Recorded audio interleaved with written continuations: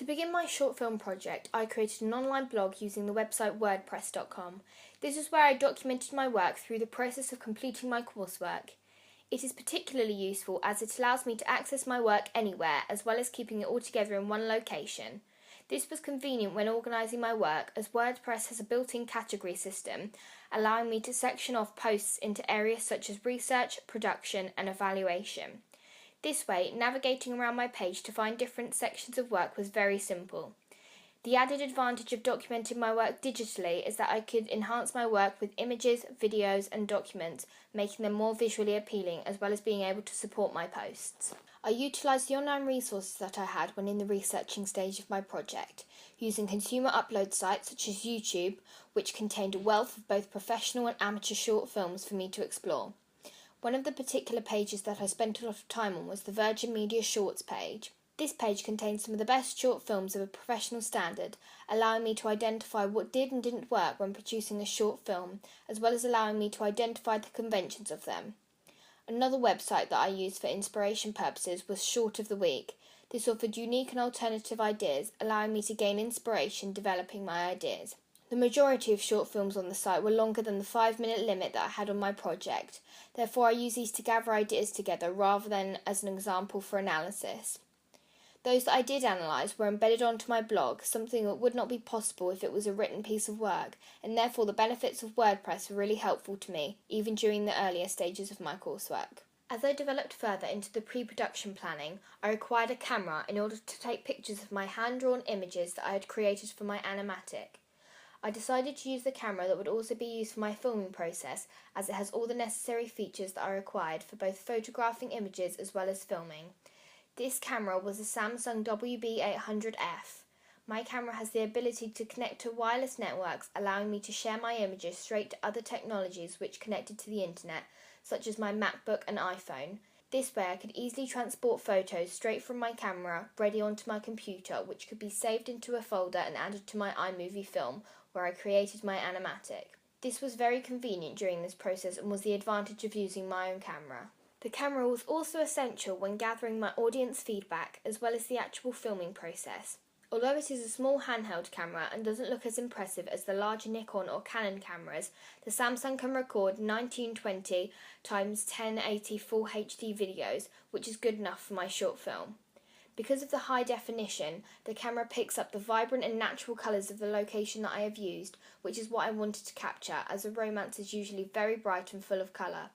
As well as this, it allowed me to watch over my focus group and see the reactions of those watching my short film, which proved to be really successful when making adjustments to my film. I produced my animatic using the latest version of iMovie software, allowing me to easily add the images along with the music that I had created for me by my neighbour, giving me a visual representation of what my film will end up looking like. The software is very straightforward, and with using the new version I could build on my knowledge that I had already gained from last year's opening sequence, meaning that I already had an understanding of how it worked. The ease of the software allowed for a smooth production of my animatic with no hiccups throughout the process. Once I had completed my animatic, I was able to embed it onto my blog through my YouTube account that I had created specifically to upload my work, making it easily accessible. It had proved to be very useful as I could upload things such as my first edit, which could easily be transferred onto my blog. Another piece of software that I used in conjunction with iMovie is the newest version of Final Cut. This again was something that I used last year, meaning that I had a little background knowledge of how it worked, but the latest version of the software is completely different to the one that I used for my AS work, and therefore I had to begin by experimenting with the different layouts and the tools that it had to offer. I found that this was much easier to use once I got my head around the changes. The largest difference was the accessibility of the tools, which were harder to find on the old version. This allowed me to be more experimentative with my work. I utilised tools such as colour correction and match, as they allowed my footage to become more vibrant as well as consistent.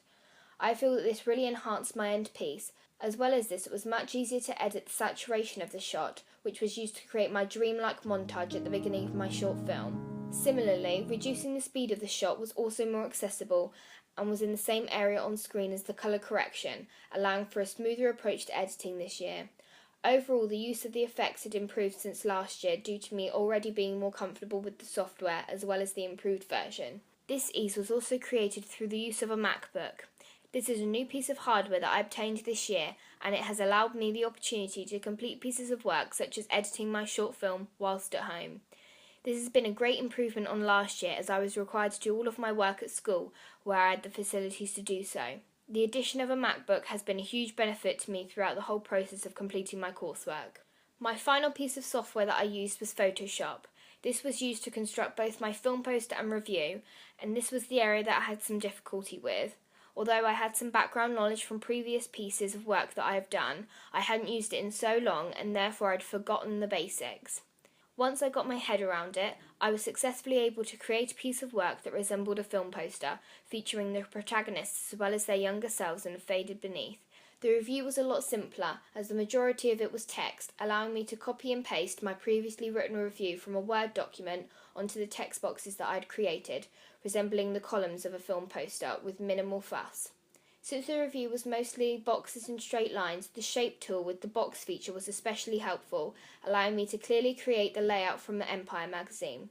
As well as this, to achieve uniformity, the copying function was another feature which I utilised, allowing repeated shapes, such as the surrounding of the verdict title, to be exactly the same and therefore show no irregularities, just like on the real magazine.